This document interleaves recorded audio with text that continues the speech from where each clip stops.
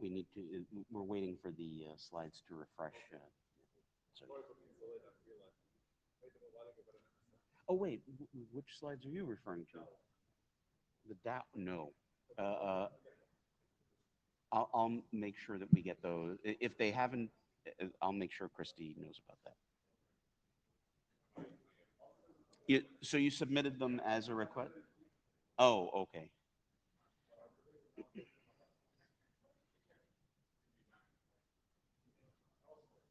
Yeah, just put it in as a request and, on the meeting materials, and we'll approve them, and that way I can share them easy.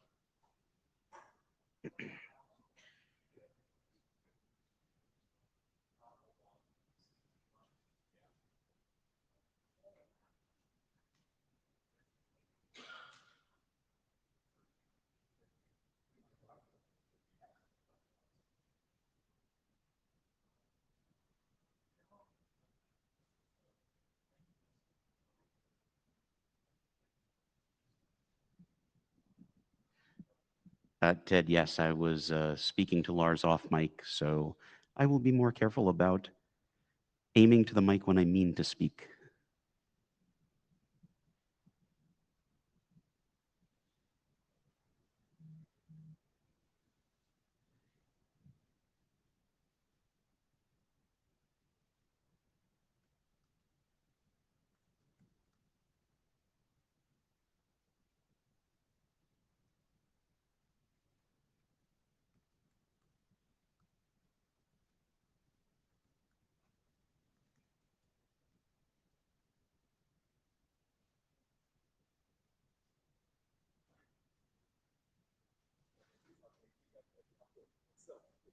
Oh, there you go. Thank you.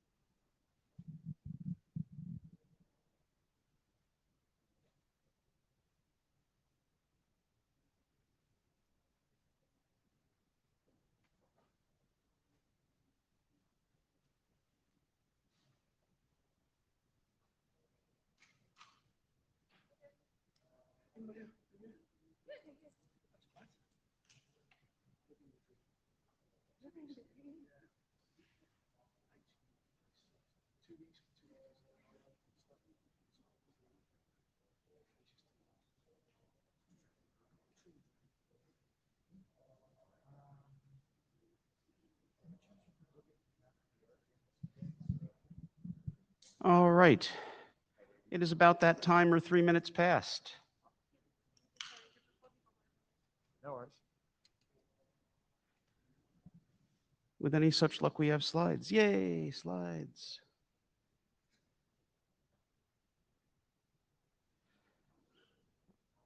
All right, welcome to Gendispatch for IETF114.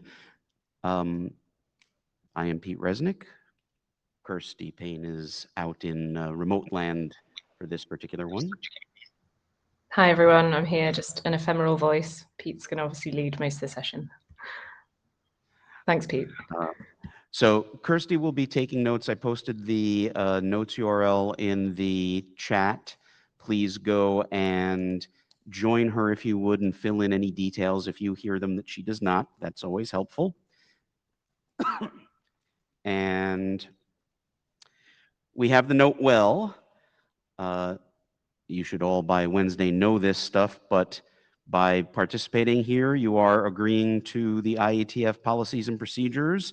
If you do not know them, please go review them. There's a list of BCPs at the bottom of this slide. You need to be aware that by participating, there are lots of rules regarding patents and patent applications that are controlled or owned by you or your sponsor, and you're going to have to disclose such patents if those become at issue. If you don't want to do that, you should probably not participate. You may have your photograph taken. Personal information may be shared according to the IETF privacy statement, and that as a participant, you agree to work respectfully with other with other participants and abide by our anti-harassment and code of conduct policies.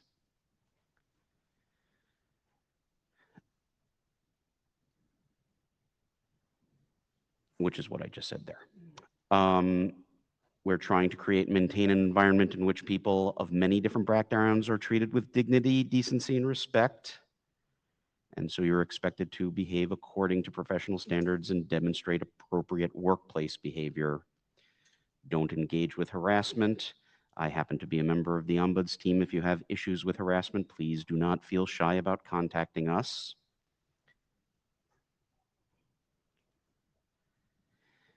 If you are in the room physically here, please do either use the QR code there or find the agenda page, and please do log into the light Meet Echo session at least. You may use the full Meet Echo session if you like.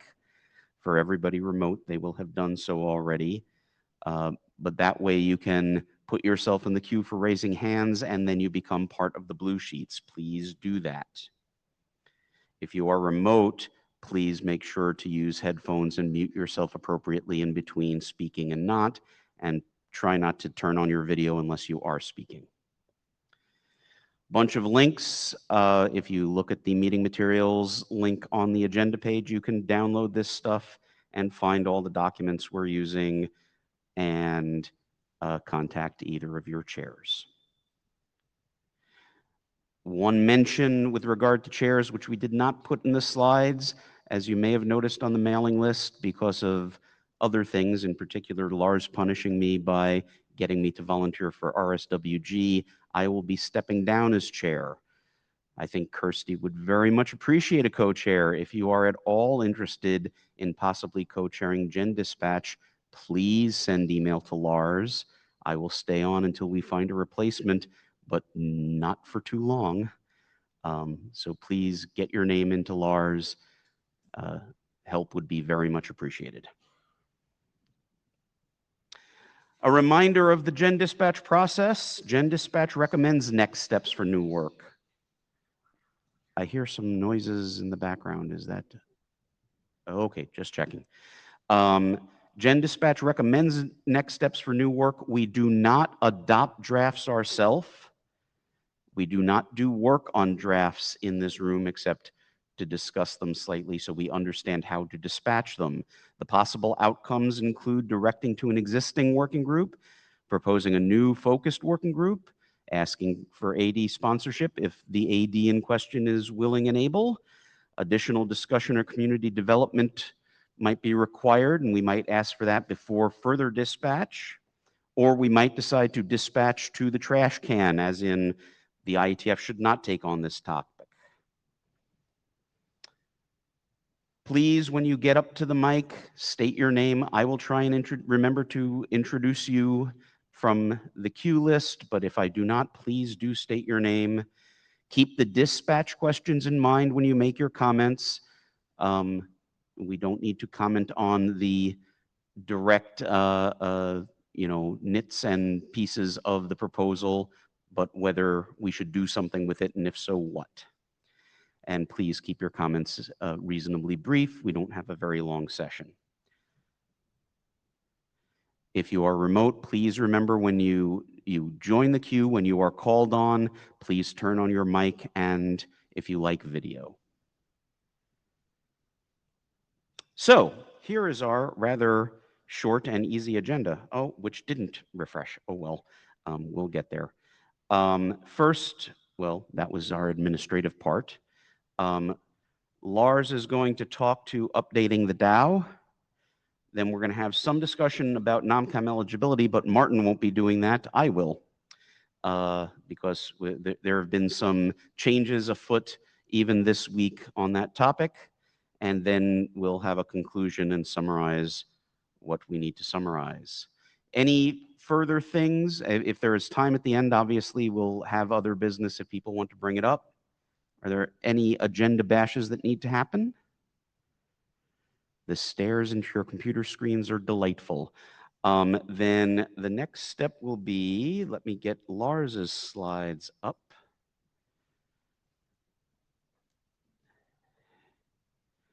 There we go. Just tell me when to move to the next one. Or actually, you can do that from your phone, can't you? But I could do it. That's fine. This was off, now it's on. My name is Lars Eggert, and I'm the IETF chair in the general area ID, and I have two topics. First of one is how we're going to go about updating the DAO in the future. The DAO used to be an RFC. Can you go next slide? The DAO, so the screen down here has a curtain that makes you can't read the corners, which is kind of cute. So the DAO was published as an RFC up until 2006, I guess. There have been five revisions, 6 revisions at a time. And then we decided that was too heavyweight a process. And instead we decided we're going to publish it as a web page. And we published RFC 6722 to describe how we're going to do that. And the intent was to have more rapid updates to the DAO. And that started out well. In 2012, we had 3 revisions, but then it sort of slowed again. And by now we've had done 2 more. So if you look at the counts, not significantly improved our rate of updates to the DAO. And so this is sort of an opportunity for a different process, I think. But it's also the opportunity for a broader discussion about maybe what do we want the DAO to be. Next slide. So there's a bunch of processes with what 6722 says we should do. And I put them in an email a while ago. I'm going to list them here. But first, although the DAO is published as a web page now, revisions still require ISG approval. And the ISG reviews and approves many documents, and we use a data tracker for that. But the DAO revisions don't live in the data tracker. So they're really hard to track and approve in a timely manner if you overload it, like we all are. And it would be overkill, I think, to add bespoke tooling to the data tracker just to deal with DAO revisions. And Craig has questions for community is, does the ISG really need to review these DAO revisions? Would it be better or easier if somebody else did so? We'll see. Next slide. Another problem is that old DAO revisions are still available as RFCs because we never changed them and unpublished them. And that means they get indexed by search engines and people cite them because people like to cite proper documents over web pages, especially like when they write articles and things. And so, these old revisions don't seem to die, which is a little bit of a problem because the contents of the DAO change. Next slide. And then RFC 6722 is pretty prescriptive. You probably can't read this, but there's some text in section 2 that sort of talks about the specific URLs where the DAO lives and revisions that are under review shall live. It has a process that again includes some URLs and instructs the ISG exactly how it needs to sort of go about publishing updates. And then it also talks about how you archive the DAO, and again, it's the URL scheme. So that seems, it might have made sense at the time we published this 10 years ago. These days, it sort of restricts us a little bit in how we run the web front end. So we might want to change that and give the operations people a bit more flexibility. Next slide. So personal view for what we could do here, right? And basically, there's sort of 2 broad categories in my mind.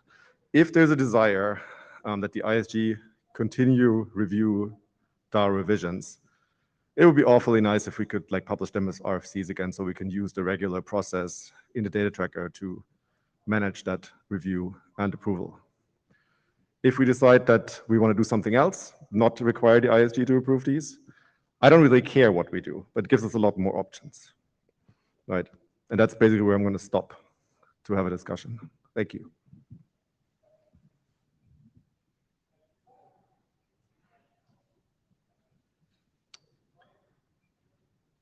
Stefan.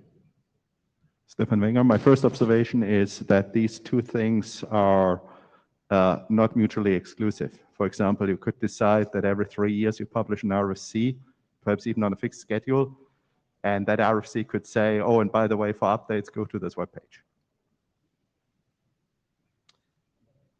Dave Skenazy. David Skenazy. document enthusiast, I guess. So first point, yes, I'm somewhat horrified to see in 2021 HTTP only URLs. Like some point, like, yeah, my browser is about to stop allowing those at some point. So yeah, that's being this prescriptive makes absolutely no sense in this day and age. So I fully agree with you, Lars. That doesn't need to be this strictly specified. Like, no one's gonna actually follow no one discovers the DAO by looking at an RFC that tells you what the process for the DAO is. If someone's doing that, they're not the target audience of the DAO.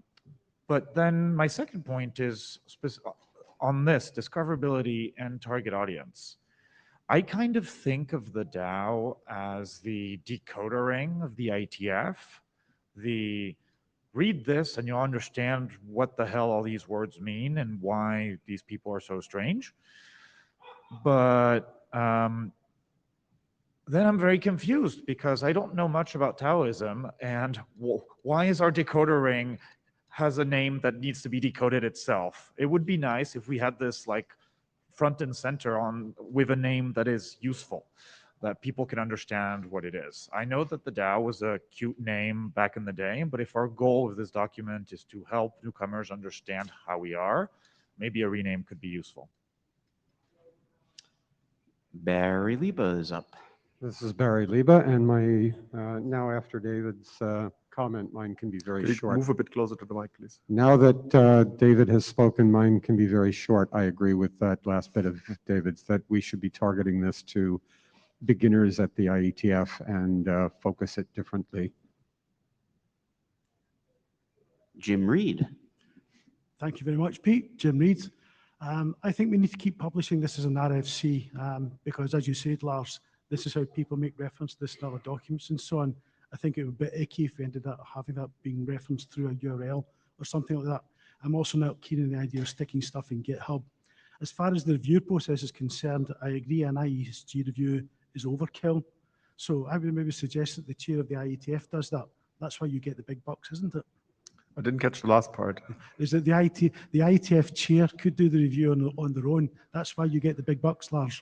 So if it's supposed to be an RFC on the IETF stream, it needs to go through ISG approval. There's no other way to publish RFCs on the IETF stream. We decided long ago that that's the way we're going to do it. Karen O'Donoghue.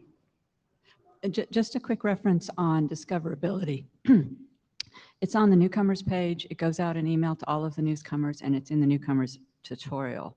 So it is actually sent to newcomers for what that's worth. Rob Wilton, you're next in line. Rob Wilton, Cisco. So I don't think the ISG needs Get close to the mic. I don't think the ISG needs to review this. I think that's overkill. I would personally like to see this on GitHub and published just as a web page. And I think it's, again, the comments that Barry and others have made, that the focus of this should be to newcomers. And I think trying to target this or even a collection of pages more towards that is better. I find this hard to read. I didn't read all of this when I came to the IETF, and I've managed, I know other people have done the same thing. All right, Ecker, you're next. Yeah, I guess I'd like to disentangle two questions. One, what we have to provide to newcomers, and two, what the fate of this artifact ought to be. This artifact is not appropriate for the current era. Let me just put it that way. Like, when people come, the way people come to organizations now is they expect to have information presented in a layered format, where the initial page, where there's an initial page that is easy to read, and then you can go dive deeper, and that's like how the web works now.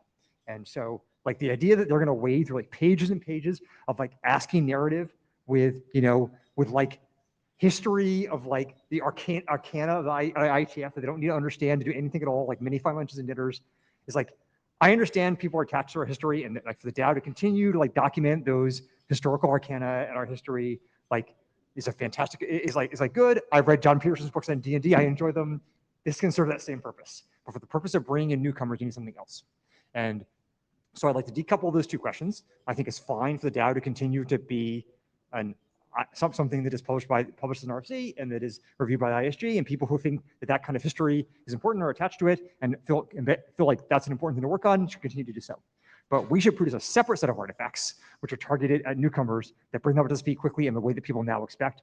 And like, That is web pages, it's videos, it's tutorials. It's like all the material that you go, if you want to learn how to use if you want to learn how to deploy something on Cloudflare or Fastly, like that, or learn how to write node code, right? There's tutorials you can read that, and that's the kind of stuff material you need. And we should engage people on how to write the material, and we should put it out on our website. Thanks. Don Eastlake, you're up. Hi, Donald Eastlake from Futureway Technologies. I guess I wanted to endorse at least periodic publication as an RFC. And I don't know, I'm fine with reorganizing things so that it's more top-down and has less discursive stuff throughout, but more of the stuff you need most urgently near the beginning of the document and stuff, and things like that. But I'm in favor of solid, permanent written documentation, and maybe people who are likely to be successful in the IETF can absorb that kind of stuff.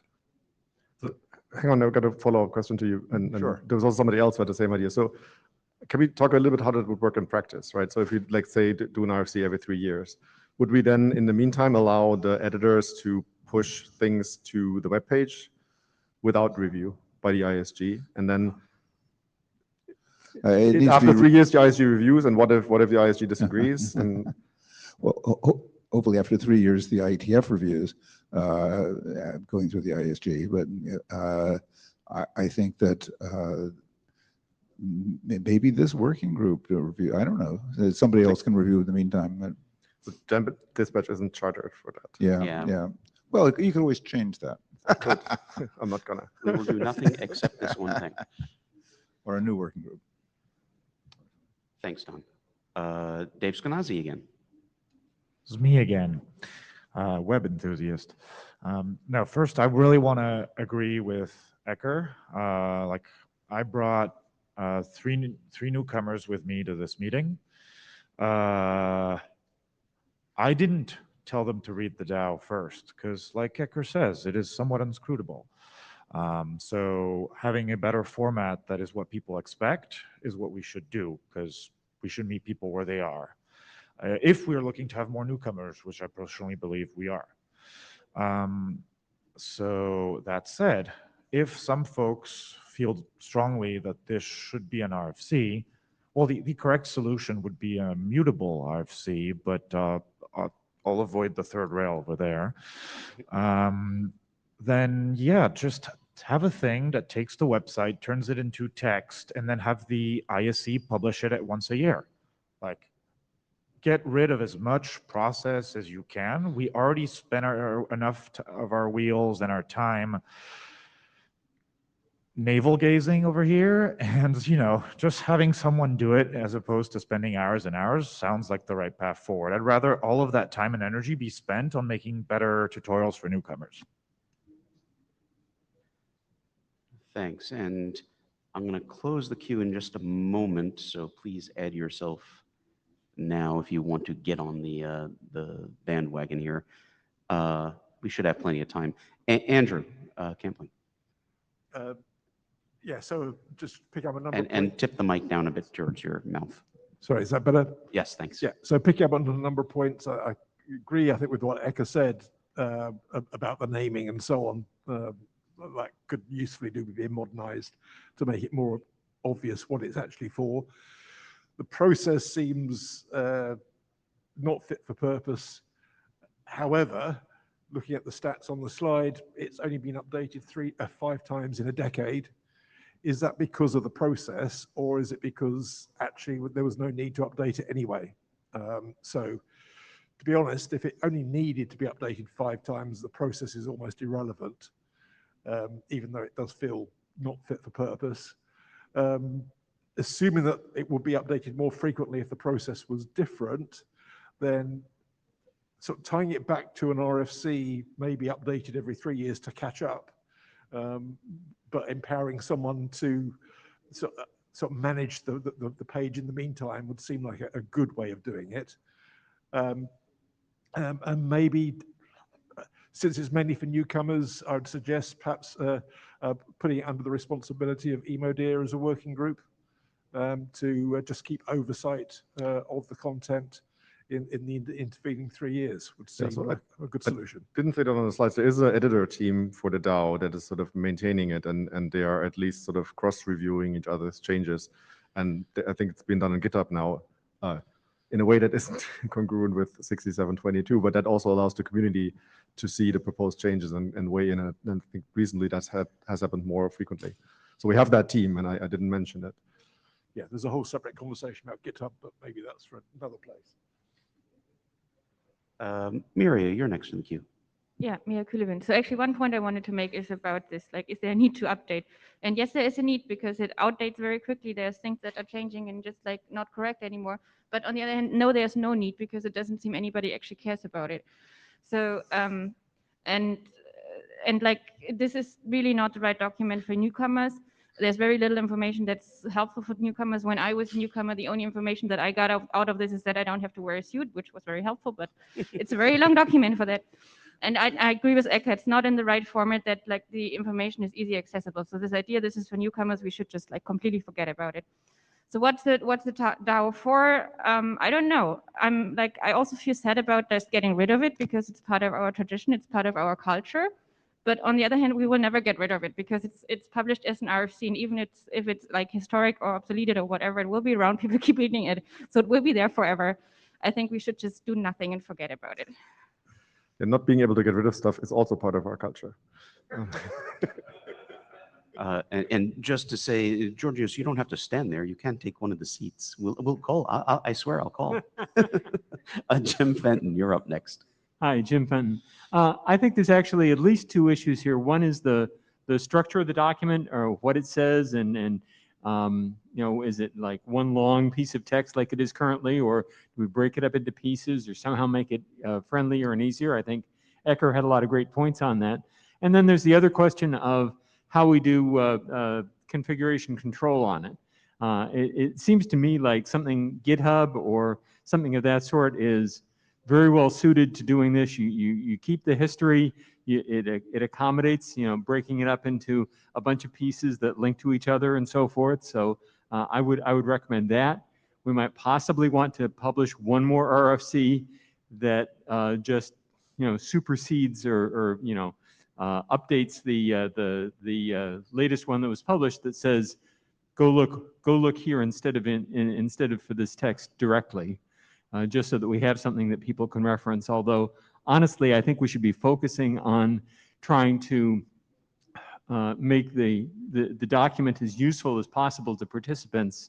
And if somebody wants to reference it, fine, but I don't think we should really have to focus on that. DKG. Hi, I want to echo what everybody else is saying about this not being appropriate for newcomers, for the class of basically all newcomers who might come to the IETF. I read the DAO when I started coming here. You know, I thought it was interesting, but people shouldn't have to. There was a comment made earlier that people who don't have the time or the patience to read this kind of document won't do well at the IETF, which makes it sound like this is some sort of hazing ritual. And I don't like hazing. I mean, I enjoyed reading it myself, but I don't like hazing. And I have to agree with Jim that we should publish a tombstone that points towards something that Emo.dir can keep up to date, that's actually focused towards the tasks that newcomers want to do and is indexed in a way that's accessible to people who are not graybeards. Jay, it's so good that you're vertical enough to join us. You're up. Go right ahead. Thank you. Not actually vertical. So look, I pretty much agree with Miria and Eka and others that a lot of work went into this document. It was marvelous in its time, but that time I think possibly past 10 years ago. That just to break down some of the problems with it, because I think people may not necessarily understand it. The tone, the way it's written, you the newcomer, is actually quite divisive in that. It's full of things that say, you might think this, but no, actually, we do this, which makes me want to reach out and, you know, each time I hear that one. It's strangely enough, it's a reference from some stuff that is nowhere else. It's the only place that tells us what the dots are on people's badges. It's got a very odd set of content when you read it. It's reasonably unbalanced in some ways, and it's got a lot of folklore in it. So I think that we, as Eka said, we need to take a very different approach that is multi-layered. I would not want to lose what people think is important in here, the folklore and other things, and I would not want to lose the community input into these things. Those are vital. So whatever structures we create going forwards are useful. But basic, well, newcomers guides and taking things forward, I would, to be entirely honest with you, I cringe whenever we tell a newcomer to look at the DAO. It's going to put them off more than it's actually going to help them. And so I'd really like us to take a different approach there. Thanks, and feel better. Martin Duke. Martin Duke, Google, and enthusiast for the IESG having less work, self-interestedly. So number one, +1 to the keep it as a cultural artifact, don't use it for newcomers. But the two I think new points I'd like to make is number one, I don't think it's an actual like metric how frequently this is updated, and it's not a problem that hasn't been updated in X years. If it's fine, it's fine, especially if it's just a cultural artifact. And the second thing is regarding IESG review, like it's an informational document, so you just need one yes ballot to make it to move it forward. So it's, I mean, as an IESG member, I wouldn't necessarily feel compelled to review this document if I didn't care, which is, I guess, the status quo of, which is the case for either like not RFC versus RFC. And given your points about just the ease of using the data tracker and all that, why not make it an RFC? Just to simplify the paperwork without actually causing any more work for the IESG. Thanks. Georgios. Yeah, thanks. Sorry for staying in the queue. No, your comfort, not mine. Yeah. I have some ideas on what could happen. For example, if you look at other SDOs, there are articles of associations that are very important for a certain SDO. The DAO is not, you cannot consider it to be in the same category, but there are some topics like, you know, the operation of the working group and the chairs and all these things that are somehow formalizing the way of how the process in groups and the leadership of the groups are doing so we have other documents, Georgios, that specify those. Yeah, 24, 18 yes, being... but there are for some not. There are some, if you look into some sections that are referring to some websites. So I don't know. I mean, so that's and the a main little closer to the difference. mic, Georgios. They say they're having a hard time hearing you. Yeah, so there are two types of information. One that is informal for, you know, for newcomers, but other information that is more formal. So I don't know if there is a way to make the selection. And for the informal, you know, for the information that is only used, you know, by newcomers, I don't know. I agree with Miria and Jay. But for the formal one, maybe we should think further on that, on what should happen. There isn't anything formal in this document because it's an informational document. So nothing in it carries any weight when it comes to the standards process. It might explain things slightly differently, but 2418 is the thing that matters when it comes to working groups, and 2026, obviously, for the overall process. But I will point out that, as Jay said, the dots are only defined in this document, which is an odd thing. Right. They're also on the newcomers orientation slides. Okay, but I thought by reading it that there is some, you know, some difference in information that is there. Thanks. Wes, you're up. Yep. I find it interesting that a lot of people that aren't newcomers are standing up saying that the document's not useful because they're no longer newcomers to a large extent. You know, there are oddities in it. I will say that it is too long. There are certainly, it could be trimmed. The fat could be, you know, trimmed. We could make it a better document. I think it's up to, you know, Emodur to figure out how to fix it.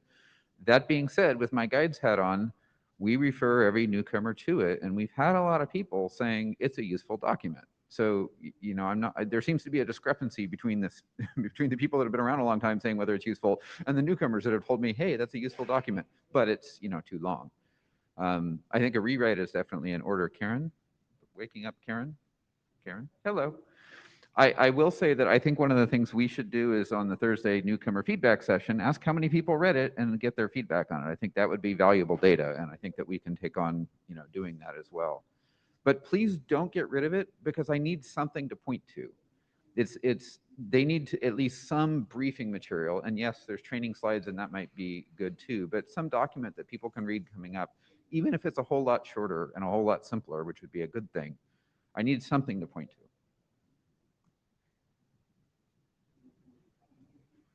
Peter Thompson. Hi, it's Peter from DSEC. So essentially, I agree with Wes, and I'm quite new to the IETF. I would say, I don't know, a bit more than a year.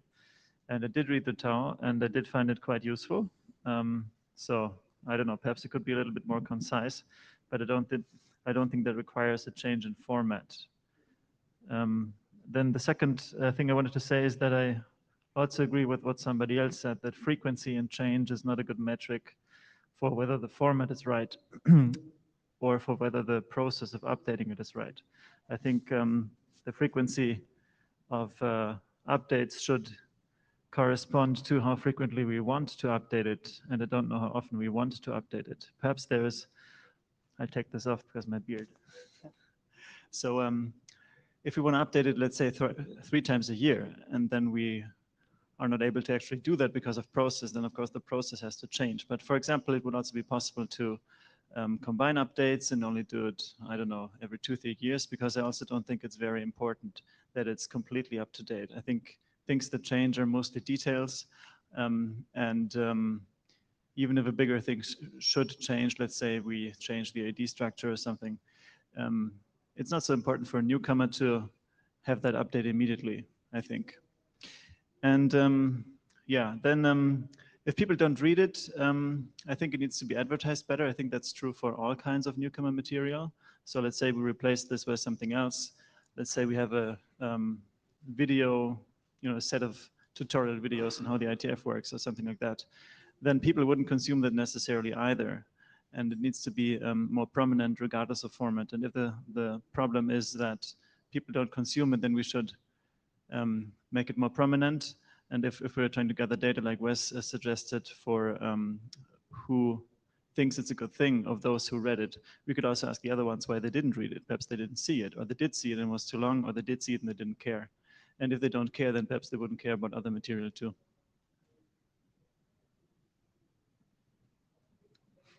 Thanks, Stefan. So Stefan Wenger.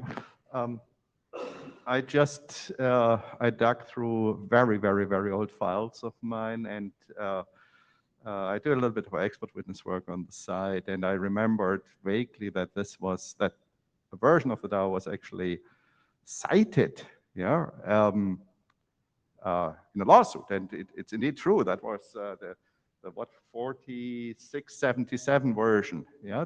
So don't suspect that things that could be viewed as informal representation of process documents wouldn't be read by people who may have an agenda that's adverse to your employer's agenda, for example, and wouldn't be interpreted in a way that's adverse. So I'm saying that for 2 reasons. One reason, obviously, if we are not maintaining this as an RFC, we need a tombstone. I mean, that's a no-brainer. But the other reason is, don't take this thing lightly as it's for the newcomers, blah, blah, blah. No, it's not. Yeah, the people who litigate this type of stuff are kind of newcomers too, and they put a lot of weight on, or at least in one case that I've witnessed myself, they have put a little bit of weight on this. Thank you. All right, Sam, you get the last word from the floor. Sam Weiler, not a newcomer. Lars, thank you for the well-formulated questions. I heard some suggestions here that I really don't like, namely that of snapshotting the updates as RFCs, because I never want to go looking for a document and find 2 versions that look like they might be the most current, right? The RFC and the actually current one. So I would say, please don't go back to the RFC stream if you can avoid it. I'm fine with saving the ISG the work. And if you need something less prescriptive than 6722 gives you, as I think you observed, you can ignore 6722 or go issue an update to it. But please don't give us multiple current appearing versions to confuse people. So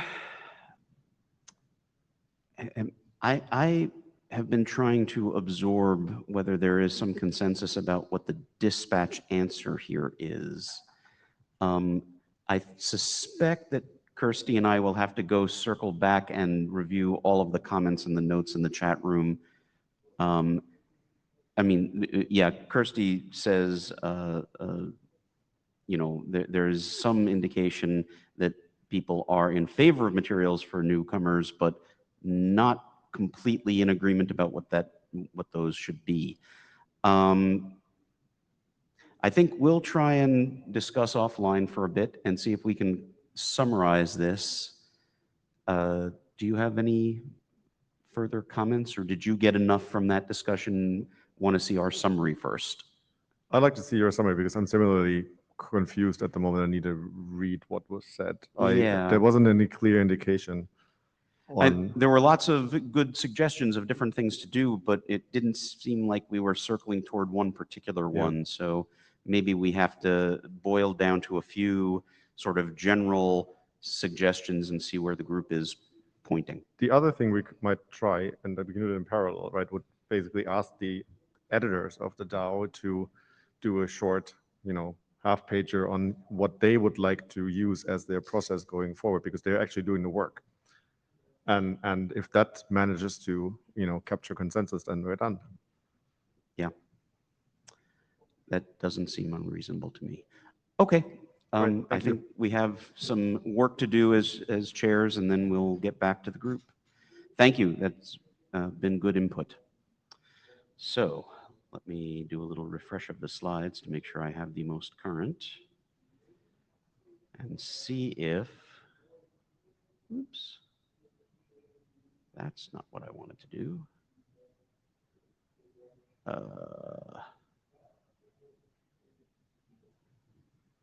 Refresh.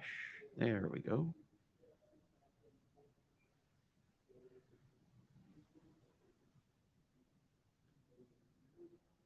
Off. On. Share slides. Okay.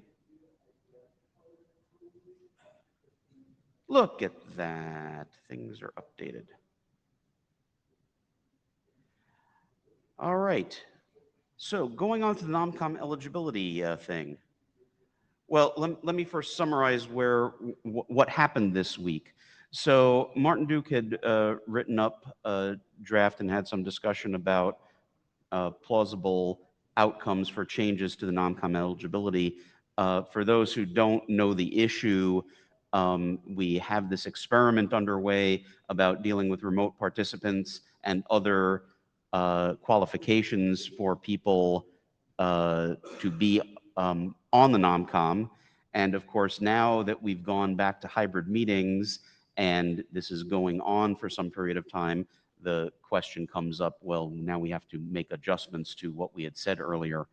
There was some discussion back and forth earlier this week. A few people got together in a side meeting, chatted for a bit, and Lars basically proposed that he would be happy with doing this as a working group, a quick spin up, spin down kind of working group that we've done in the past. And so the dispatch question reduces more to, does anybody in the room think it's a bad idea for Lars to take that on? He would still like our input. So Barry wrote up a quick charter proposal, and you can see it here on the screen. I'll give you a bit to read it over. And we would like input on whether folks think this is a good thing to just toss off as a quick working group or have, you know, objections to such. Consider the queue open for discussion.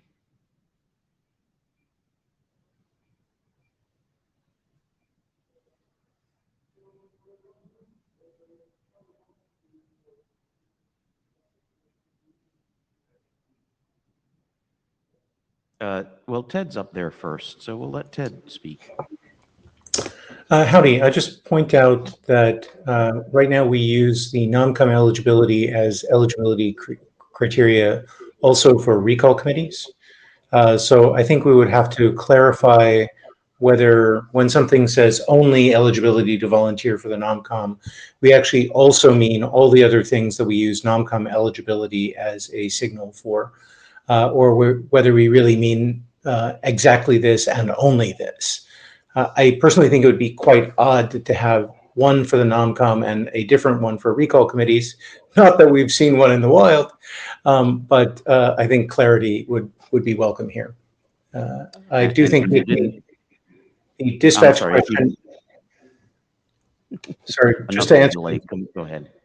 The dispatch question, a short-lived working group certainly seems like the right thing to do here. Sorry about that. I was just going to say, if you didn't see it in the distance, Barry gave you a big thumbs up when you suggested the change. So anyway, Ecker, you are next up in the queue. Just to add two things, just to add to the list of things it has to cover is also recall signature eligibility, not just recall committee eligibility, which I think it should cover all of them. Because I think they're it's the same essential electorate. I think this all seems fine. Ordinarily, I'd be here to like tell you that the 2011 was science fiction, but actually I think it's achievable in this case. So yeah.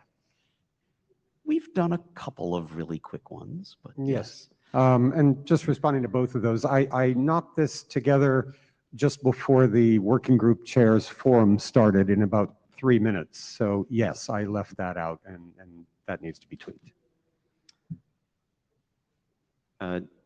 Dave. David Skanazi. +1 to everything that's been said. Thumbs up. Do it. Make it happen. Great. Thanks. Rich Sauls, you are up. Not up enough. Yeah, okay. Everyone else, it should happen. It's got to happen really quickly because there will be data tracker changes and Robert's probably only got so much bandwidth to do them. And that's it. And for those who didn't notice Rich's orange dot, it's going to be his problem this year. So it would. Oh, you're done. Yes, you're out of the loop now because you've already published the list. Yeah. All right. Well, you're going to be on next year's, aren't you? Yeah. So Lars, sorry, go right ahead. Yeah, Lars Eckert. I wanted to quickly get a sense of the group, whether we're comfortable with doing a bothless working group. A fair question. I see at least thumbs up in the audience. Does anybody want to raise a concern about that? Come to the mic. Put yourself in the queue. We could do a poll, but I saw enough hands go up. That's fine. And Robert and Russ both say no buff on the chat. And Olaf says +1, go ahead. And Charter looks good. John says, Martin, please go right ahead. Yes, Martin Duke, Google. So I just would like to state for the record that I'm happy to be the author of the product for this. And for those of you who saw my Gendispatch draft, I'm by mutual agreement in the side meeting, I will strip out the criteria changes and use the 8989 criteria as a baseline. So if there's any controversy, you can save that for the working group. Thanks. Excellent. And by the looks of the chat room, there is uncharacteristic happiness and agreement. So I think we're doing well. Any other questions you have, Lars? No, not a question, but I'm also looking for chairs. I'm specifically interested in some former NOMCOM chairs that might want to serve again and that have significant cycles over the next 6 months, because this will need to be kept on track. We need an RFC before the next NOMCOM cycle. Right. Good point. Suresh, you wanted to make a comment. Volunteer. You're volunteering, aren't you, Suresh? He runs back. No, come on up. That's okay. Suresh Krishnan. So I just want to make sure, like I saw Barry, your charter, I know it's quick, but I think it needs to talk about 8713 instead, right? Because the goal is to replace 8713 with this BCP. not to continue 18 and 89. So I just wanted to make that clear. It's like even reading the document, it was not like totally clear. That's what I was intending to do, because I was trying to do a point update on 8713, but this would be probably like a full rewrite of that, right? So thanks. Yeah, Martin, if you want to just respond to that, go right ahead. So I'm I'm far from an expert on this, but my understanding was that 8713 addresses a number of non-com issues, and there's like a specific section like 414 that is about the eligibility. And so 89, 89. Thank you. Specifically updates that, but as experimental. So we essentially upgrade that to standard. We continue to update 8713. I would point out that whether this updates a point in 8713 or obsoletes or updates 8989 to update that point in 8713 seems like in the weeds of the process that we have to deal with. So this is Barry. I will take the action to adjust the charter text appropriately, and we'll pass it back by the mailing list before we go further. So yeah. Excellent. Becker? Yes, I just meant to say I'm quite confident that like between Barry and Lars, they can sort out which things update and which not. Thank you. Thanks. Suresh, you had another Thanks. comment. No, like my concern was really, we don't want to go back to the kind of thing where like the non-com stuff was strewn across multiple documents. Like I think like Barry kind of worked on it, like with Murray and gang, to kind of pull all these things together into one place. And I think we should try to kind of keep it all together so it's not hard for somebody to find these things. That was kind of why I wanted to push for that, like a full update rather than a point update. Appreciated. This is being discussed on eligibility discuss. And I think that is the appropriate forum to hash out what the charter should say. So yeah. Rich, go right ahead. Okay, if we're going to handle it on eligibility to discuss, that's great, but this is a real small minor update for changes in modern global conditions, like hybrid and remote. So I really would hate to see us open up the whole NOMCOM selection process, whole NOMCOM process document. I will read that as you recommend that the charter be very tightly scoped. Yeah, Martin Duke, Google. Yeah, +1 and Rich, like 8713 covers a lot of stuff, and if our scope is simply eligibility, I don't think BISing the whole thing is compatible with that. Suresh, did you want to follow up on Yeah, something? no, I fully understand Rich's concern and Martin's concern, right? Like, so it's kind of hard to find, but I do understand, like, but one thing we've done is like kind of keep only this thing open for comment. Like that's probably a way to do it, but I do understand the concern. So I'm fine either way, but like I wanted it to be easier to find all these things together in the same place. That's it. Thanks. Maybe like a same BCP number going across this might make it easier as well, but we can try that out too. Very good. So Lars, yes, I think, summarize here. I think what Suresh is trying to say is he's suggesting an update of 8713, whatever the number is, but basically leave all other sections unchanged and unchangeable. So do a not a patch document, but do a full BIS, but charter it such that nothing else can be touched other than that one section.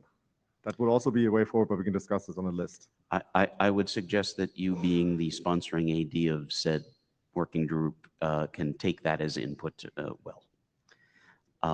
Good. Anything else you need on this? No, this was super. I got everything Good. I wanted, and we'll go forward with this. Thank you. Yay, team. Rich, did you have a follow-up? Yeah, I just wanted to know what elegy stood for. You just wanted to? I just want to know what elegy stood for, and apparently it's eligibility. Eligibility, yes. Yeah. Okay. All right. Well, I think we are actually ahead of schedule, if I'm not mistaken.